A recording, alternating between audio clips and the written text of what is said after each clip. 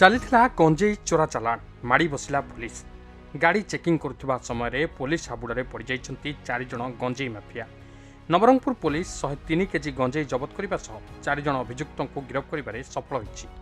Nabarangpur diversion ନିକଟରେ checking ଚାଲିଥିବା ବେଳେ ପୁଲିସକୁ ଏହି ସଫଳତା ମିଳିଛି। ମିଳିଥିବା ସୂଚନା ଅନୁଯାୟୀ ଜୟପୁରରୁ କଳାହାଣ୍ଡିକୁ ଏକ ଅଟୋରିକ୍ସା ସାହାଯ୍ୟରେ ଏହି ଗଞ୍ଜେଇ ଚାଲାଣ କରାଯାଉଥିଲା। ପୁଲିସ ଡାଇଭରସନ୍ ନିକଟରେ ଗାଡ଼ି ଯାଞ୍ଚ କରୁଥିବା ବେଳେ ଅଟୋଟିକୁ ଅଟକାଇଥିଲା। ଯାଞ୍ଚ ପରେ ଅଟୋ ଭିତରୁ ବିପୁଳ ପରିମାଣର ଗଞ୍ଜେଇ ମିଳିଥିଲା। ଘଟଣାସ୍ଥଳରୁ ଗଞ୍ଜେଇ ଚାଲାଣ କରୁଥିବା 4 ଜଣ ଅଭିଯୁକ୍ତଙ୍କୁ ପୁଲିସ ଗିରଫ କରିଛି। ନିଶାମୁକ୍ତ ଅଭିଯାନରେ ନବରଙ୍ଗପୁର ପୁଲିସକୁ ଏହା ଏକ ବଡ଼ ସଫଳତା ମିଳିଥିବା ବେଳେ ଗିରଫ 4 ଅଭିଯୁକ୍ତଙ୍କୁ କୋର୍ଟ ଚାଲାଣ କରାଯିବ ବୋଲି ଏସ୍ପି ସୂଚନା ଦେଇଛନ୍ତି। नशामुक्त भारत अभियान क्रम में नवरंगपुर पुलिस को गोटे बड़ सफलता मिली।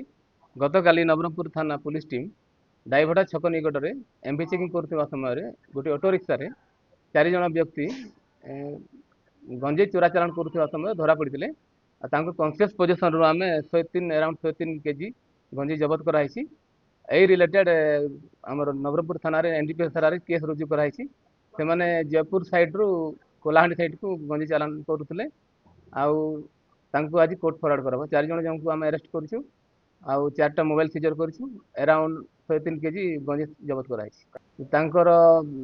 ऑटो रिक्शा 4 जन व्यक्ति थे ड्राइवर मिसिकी 102 केजी अराउंड 3 केजी आम जबत कर सी भेरिफिकेशन कर forward linkage backward linkage investigation आम आणु देखा। नवरंगपुर अनिल प्रभात भत्रांग रिपोर्ट खबर ओडिशा।